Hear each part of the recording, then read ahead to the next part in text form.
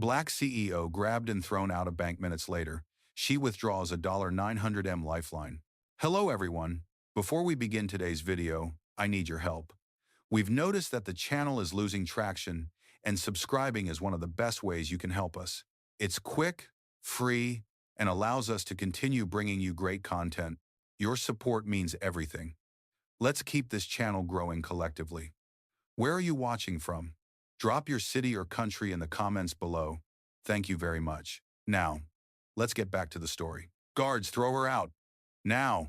The words detonated through the boardroom like a crack of thunder, violent, public, unmistakable.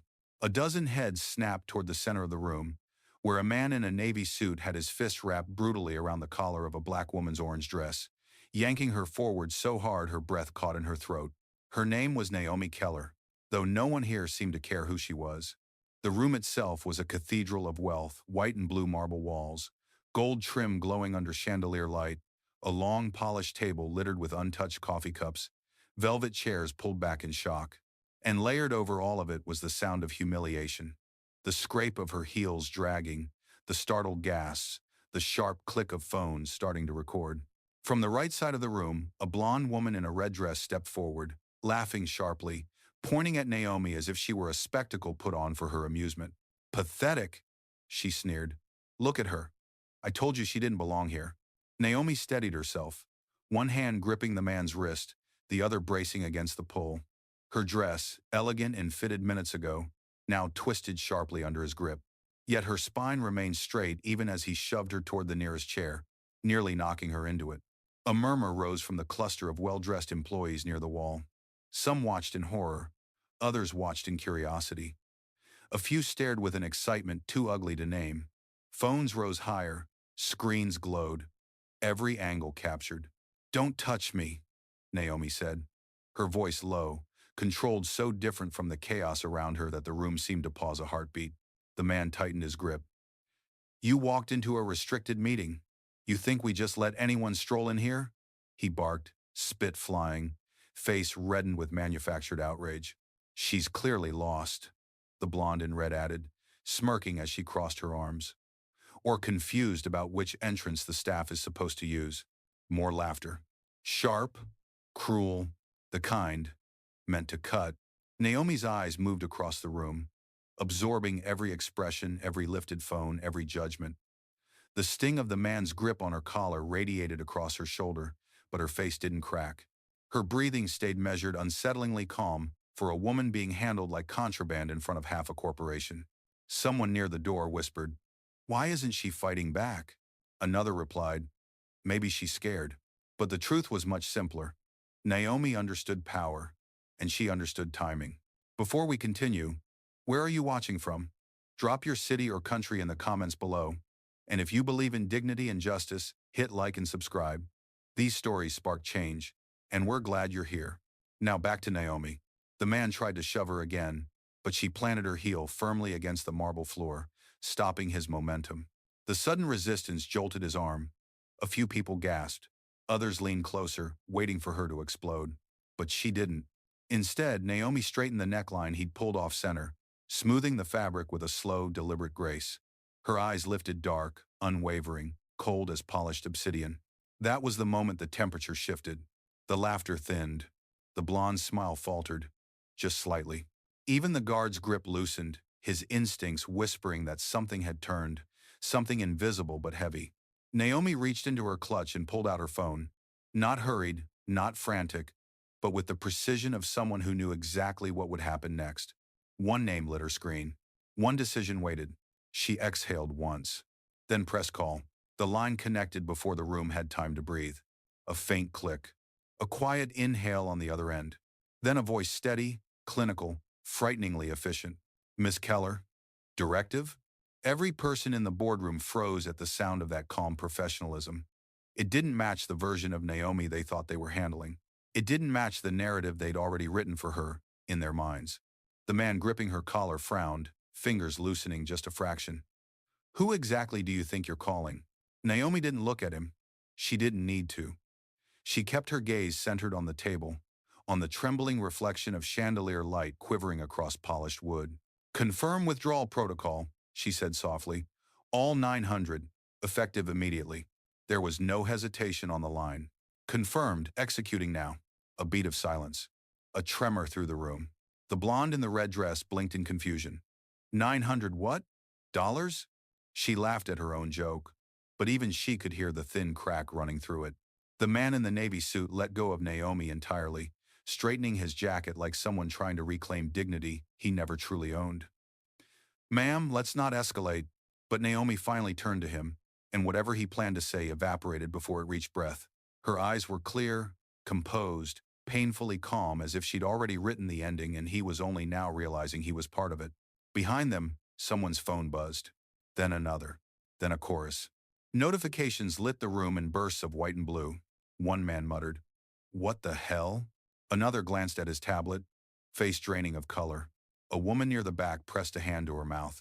The blonde leaned closer, snatching her assistant's phone. "Show me." She scanned the screen and froze.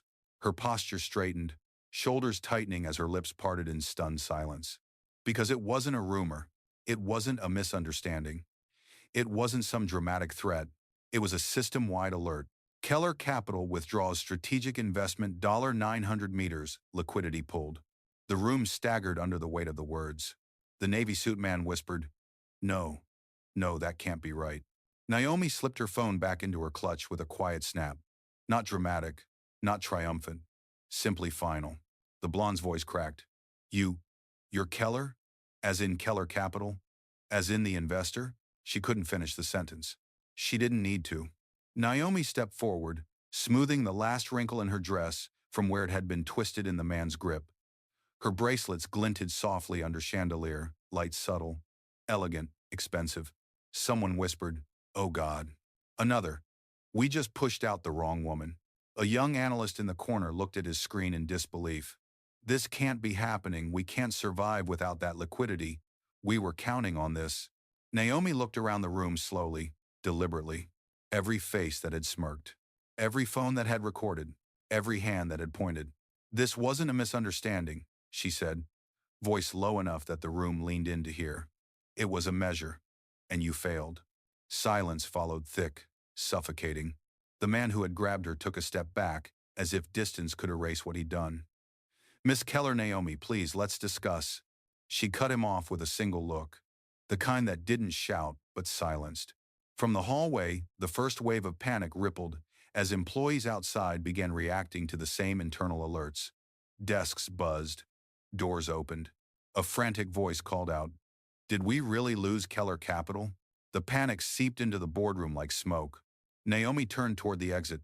Her heels clicked sharply against marble, measured, unwavering, untouchable. Behind her, the blonde called out, "Wait, please don't walk out. We didn't know who you were." Naomi didn't slow, didn't turn, didn't offer comfort. She simply said, "That," she murmured, "was the problem." And with that, she walked out, leaving the room to crumble behind her.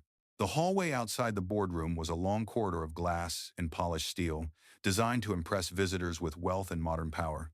But at this moment, all it reflected was chaos. Phones rang in frantic bursts. Doors swung open. Voices collided in panicked whispers. Naomi walked through it all like a steady current, moving against a storm. Her heels struck the floor in crisp, unbroken rhythm, each step a quiet verdict. Behind her, the boardroom erupted. "We can't lose that liquidity. Call Treasury now. Shut the doors. No one leaves." The panic spilled outward, chasing her like a tide too slow to catch the one who started it. But Naomi didn't look back. She reached the elevator, pressed the button, and waited in composed silence as the numbers counted down from the 50th floor. The employees nearby, once indifferent, once silently complicit, now stared at her with a mixture of awe and fear. A young receptionist gulped and stepped forward.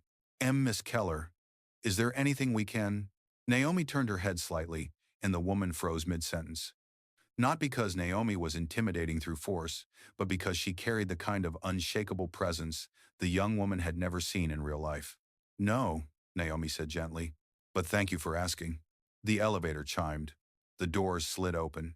As Naomi stepped inside, a senior analyst sprinted toward her. "Please, Miss Keller, wait," he panted, holding a folder like a lifeline. "If you could reconsider, just reconsider." The executive team didn't know. Most of us didn't know.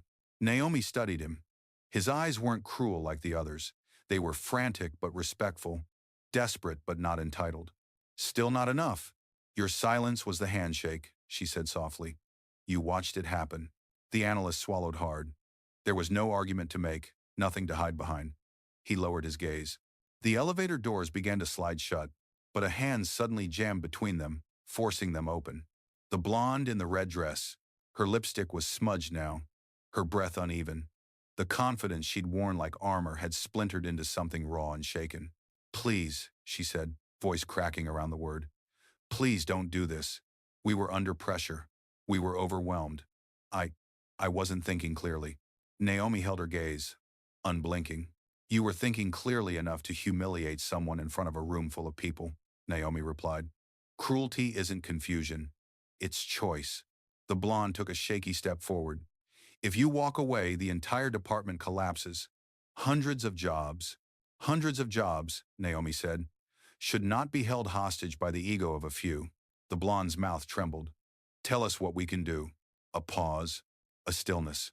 Naomi looked at her not with hatred, but with the kind of clarity that forces truth into the light. Learn to recognize humanity, she said, before you try to save your business. If you man obtenel pot against, instead Devon. The blonde's eyes glistened not with understanding, not yet, but with the painful realization that she no longer held a single ounce of control in this moment. For the first time that afternoon, the room behind Naomi fell completely silent. No ringing phones. No shouting executives. Just the quiet, suffocating weight of consequence. Naomi stepped fully inside the elevator. As the doors began to close a second time, the blonde whispered the question everyone else had been too afraid to ask. Will you ever come back? Naomi didn't turn, didn't hesitate. Not to this version of you. The doors sealed shut with a soft thud. The sound echoed down the hallway like the final stroke of a gavel. And somewhere deep inside the building, behind the noise, behind the collapse, a realization spread. They hadn't just lost an investor. They had lost the one person who might have saved them. Outside, the city stretched beneath Naomi like a living grid of steel and light. The elevator descended in smooth silence, but her reflection in the chrome panel was steady, no triumph, no anger. Just a woman who had learned long ago that dignity wasn't something granted, it was something protected. Floor by floor, the world above unraveled. On 43, a conference room door slammed open. On 31, a manager shouted into a phone, "Get me anyone at Treasury, anyone." On 22, two interns huddled together whispering, "This is because of what happened upstairs, isn't it?"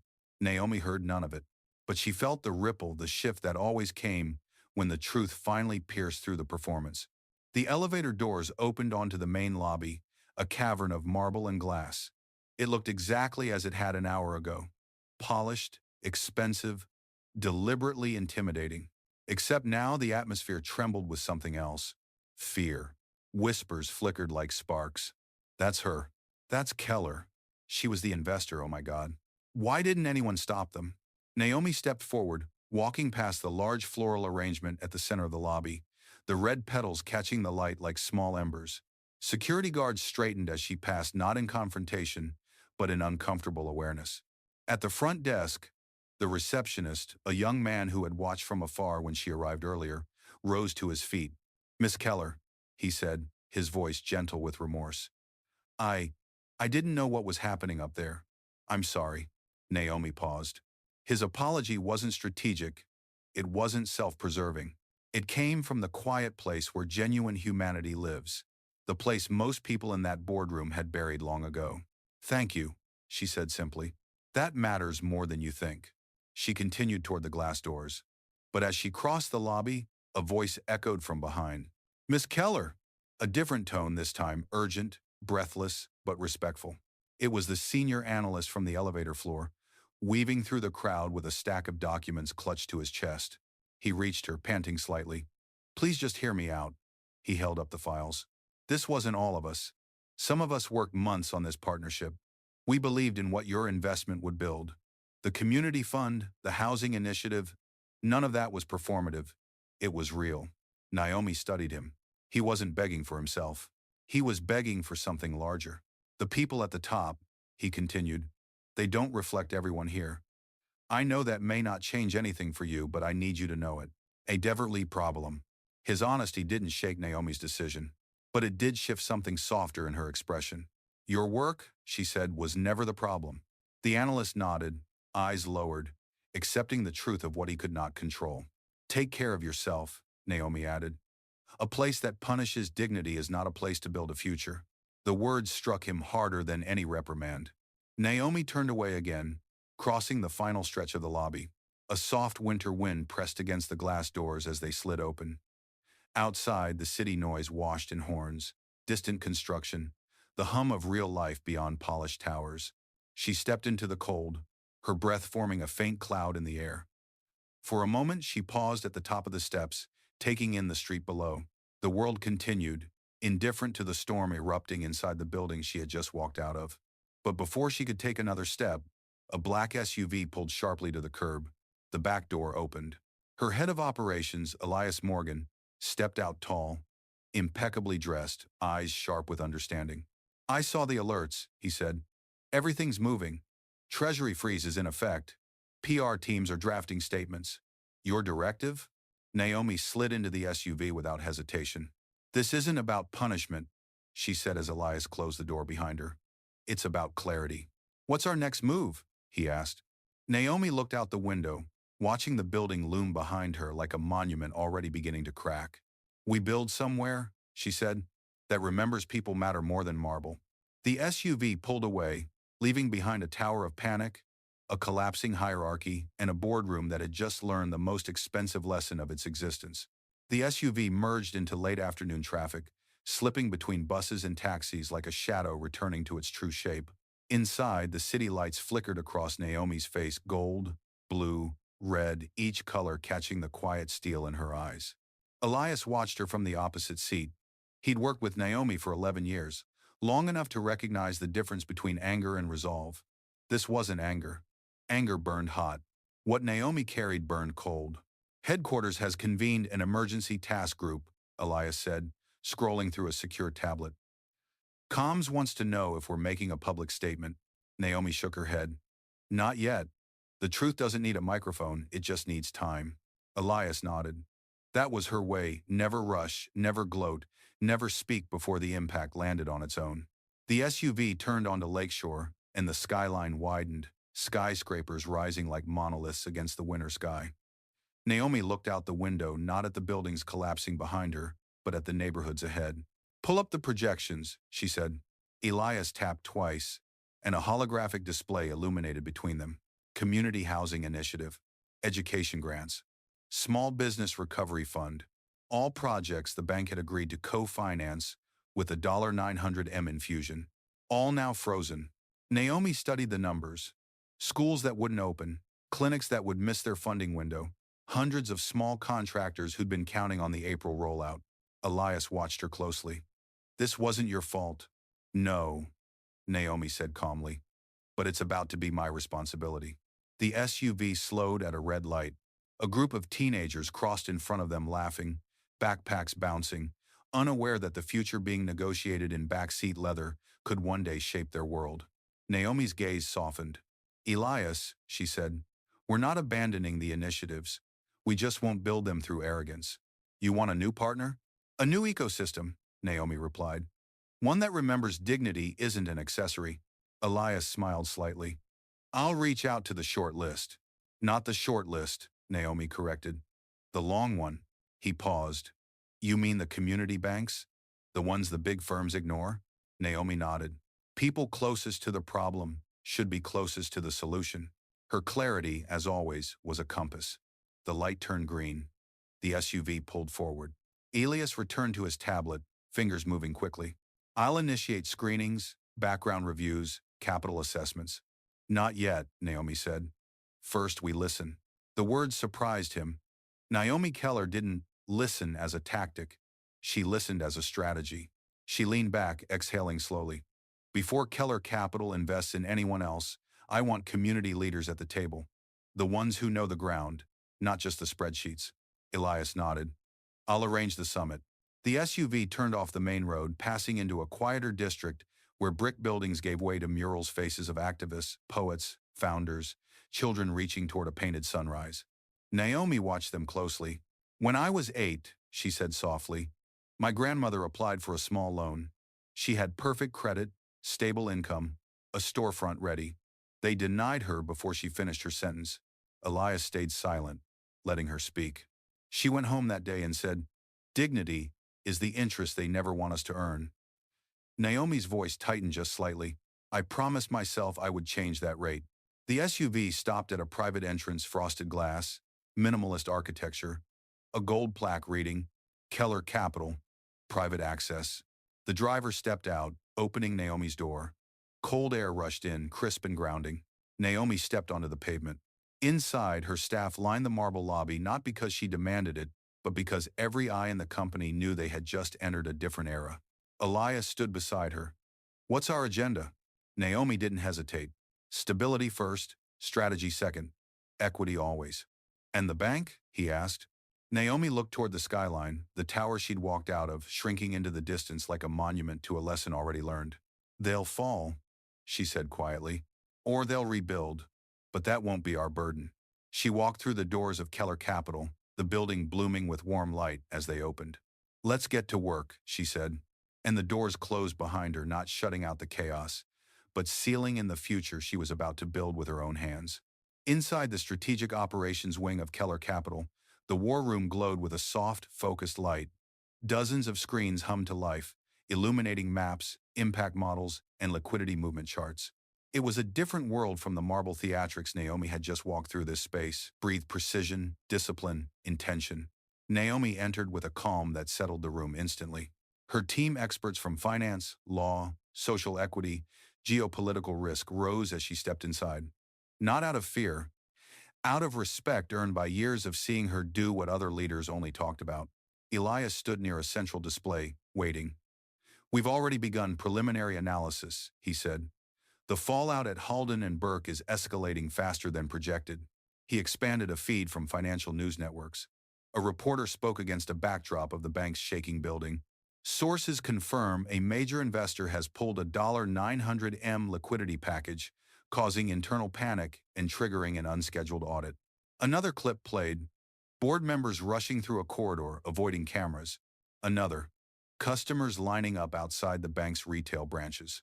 Naomi took it all in silently. Her legal director, Madison Shaw, approached. We've reviewed their contract. You were within every legal right to withdraw. They can't contest it. They won't, Naomi said. They're too busy trying to survive their own culture. Madison nodded slowly because she understood. This wasn't about punishing a company. It was about exposing a virus that had lived quietly in its walls for years. Elias pulled up a second series of charts. On our end, here are the community banking partners you requested. 33 candidates screened for stability, ethics, and community footprint. The screens filled with names, small banks, credit unions, mission-driven financial networks often overlooked by institutions 10 times their size. Naomi scanned the list. Who needs us the most? Elias tapped a column. These 6. They're solvent but undercapitalized. They survived the last recession by the skin of their teeth. Who deserves us the most? She asked. Madison filtered the data again. These 8. Transparent books, zero predatory lending claims, strong ties with underrepresented neighborhoods. Naomi stepped closer to the screens, hands behind her back. Merge the 2 lists. Elias merged them. 15 names remained.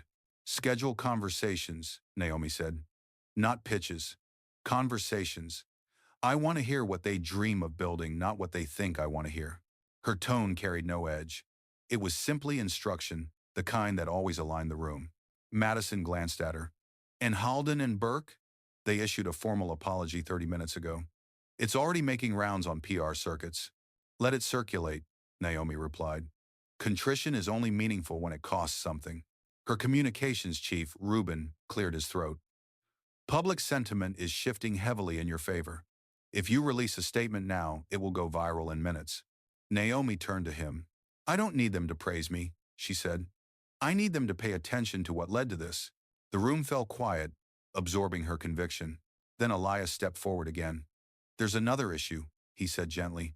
The community initiatives, the original ones tied to the $900 million. Some contractors are panicking. They think everything has been canceled. Naomi's jaw tightened, a rare show of emotion. Get me a full list, she said. Every school, every clinic, every housing project. No delays, no ambiguity. Elias nodded. You want to stabilize them through interim capital? Yes, Naomi confirmed. We make good on what we promised, with or without the bank. Reuben looked up sharply. That could cost hundreds of millions in their absence. Naomi didn't blink. Integrity is rarely cheap. No one argued. Instead, the war room shifted. Screens updated. Tasks populated. People moved with new purpose. Naomi stepped toward the far window. The city spread out beneath her, cold, bright, alive. Somewhere within that skyline, an institution was collapsing under the weight of its own arrogance. But here, inside Keller Capital, something else was beginning. Elias, she said quietly. Yes? When the summit is ready, invite community leaders, not executives. We're rebuilding the foundation of finance. We might as well start with the people who've been shut out of it. Elias nodded, understanding the deeper truth in her words. This wasn't revenge. This was reconstruction. And Naomi was only beginning. Night settled over the city like a velvet curtain, soft but heavy with unfinished consequences. At Halden and Burke, the windows of the tower glowed in frantic, uneven patches, offices still lit long after they should have emptied. Inside, the crisis had tightened its grip, but Naomi wasn't there to witness it. She stood on the rooftop terrace of Keller Capital, the winter wind lifting the hem of her coat as she looked over the skyline. The air carried the faint hum of traffic below, the pulse of a city that didn't know it was witnessing the first notes of a shift. Elias approached, holding a tablet against the breeze. They're spiraling, he said gently. The board is split. Some want to fire the VP who grabbed you. Some want to issue another statement. And some want to reach out to you privately. Naomi didn't move. Did they say why? Elias hesitated. Because they're desperate. The wind brushed a strand of hair across her cheek. She tucked it behind her ear, her gaze still on the tower that had tried to throw her out. Desperation, Naomi said quietly, is not the same as understanding. Elias nodded. Our teams have stabilized the community projects. Contractors were relieved. Some even cried. A breath left her calm, steady. Good. They deserve certainty. He shifted the tablet, showing a live feed from the bank's lobby. Reporters clustered outside the front doors, microphones raised, cameras flashing. Public sentiment is turning into pressure, Elias added. Some activists are calling for hearings. Others want a federal review of the bank's practices. Naomi wasn't surprised. These moments, she said, aren't about destroying institutions. They're about revealing the fault lines they've hidden. Elias looked at her carefully. They're asking if you'll meet with their board tomorrow. Naomi turned from the skyline at last, facing him fully. Her expression held none of the fury the bank expected, only clarity sharpened by experience. Elias, she said quietly, the world keeps teaching the same lesson. When people don't see you, they don't value you. When they don't value you, they don't treat you as human. He swallowed. So the answer is no? The answer, Naomi said, is not yet. She wasn't finished. But she wasn't done teaching, either. She walked back inside, coat rustling behind her. Elias followed. Downstairs, the war room still glowed with late-night focus. Screens flickered updates. Team members worked with disciplined urgency. The atmosphere wasn't anxious, it was purposeful. Naomi paused at the threshold, watching them. Watching the machine she had built move with intelligence and intention. We move forward, she said. Let them learn from the silence. End quote. And as she stepped deeper into the room, the lights framed her silhouette not as a victor, nor as a victim, but as a force reshaping the terrain, one decision at a time. The night belonged to the city, but the momentum belonged to her. Morning arrived not with sunlight but with tension. The city felt it before Naomi even woke the shift in markets. The headlines stacking across news tickers, the pressure rising inside the upper floors of Halden and Burke. By the time Naomi stepped into her office, sleek glass walls, warm wood, and the quiet hum of a place built on discipline, her team was already waiting. Elias stood beside the large display wall. It's begun, he said. Naomi set her coffee down. Show me. With the texts over, the screens brightened with live feeds. Customers crowd bank branches. Stock down, 14% in pre-market trading. Internal memo leaked. Executive misconduct triggered capital loss. Number. Respect in finance. Trending. Nationwide. One clip showed the senior VP, the man who had grabbed Naomi's collar, pushing past reporters outside the building, face pale, tie crooked. Microphones chased him like arrows. Is it true you assaulted a major investor? Did you know who she was? Are you stepping down? He said nothing. Every non-answer tightened the noose around his reputation. Naomi watched without satisfaction. Consequences weren't entertainment to her, they were simply math. Madison approached next. Their PR team is attempting damage control. They're claiming it was a misunderstanding. Naomi lifted an eyebrow. Misunderstanding implies both parties were confused. Elias nodded. They're asking again for a meeting. The chairman himself this time. Of course he is, Naomi said. He finally checked the numbers. More feeds populated the screens. Community leaders, city council members, professors of economics, all dissecting what Naomi's withdrawal meant. One host put it bluntly, "This isn't just a financial shock. It's a cultural indictment." Naomi's gaze didn't change, but her team could feel her resolve deepen. Rubin stepped forward. "If you meet them today, you control the narrative. If you delay, the pressure will crush them." Naomi closed the folder in her hands. "I'm not interested in controlling their narrative," she said. "I'm interested in whether they understand why this happened." Madison exhaled, respectful but unsure. "And if they don't? Then the collapse becomes its own message." Elias cleared his throat softly. "There's something else." A dast. He tapped the screen. A new headline appeared. "Whistleblower speaks. Toxic culture at Halden and Burke was an open secret." Naomi's eyes narrowed slightly. This wasn't her. Doing this was organic fallout. "Investigators are requesting statements," Elias added. "They'll want to speak to you." Naomi considered that. "I'll comply, but I won't perform." The room quieted around her, a circle of people who understood the difference. Naomi stepped closer to the window, overlooking the financial district. Halden and Burke's tower loomed in the distance, its once sharp edges softened by morning fog. "They want a meeting," she said. "Fine." Her staff looked up, but not at their table. Madison nodded slowly. "Where then?" Naomi turned from the window, eyes calm, voice cool as glass. "At ours."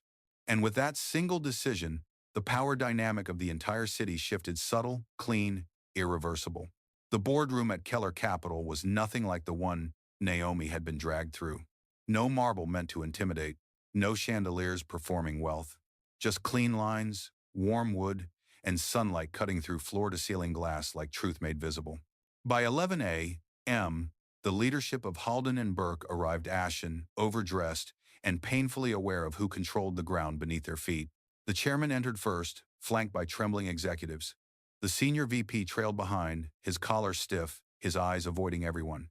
And the blonde PR director walked in last, hands clasped tightly as if holding herself together. They were led to the long table where Naomi waited, standing not out of politeness but precision. "Miss Keller," the chairman began, voice wrapped in forced calm, "thank you for agreeing to meet us on such short notice." Naomi gestured for them to sit. She didn't. The chairman cleared his throat. "We want to express our regret, our deepest regret for the incident yesterday. It in no way reflects our institution's values." Naomi tilted her head slightly.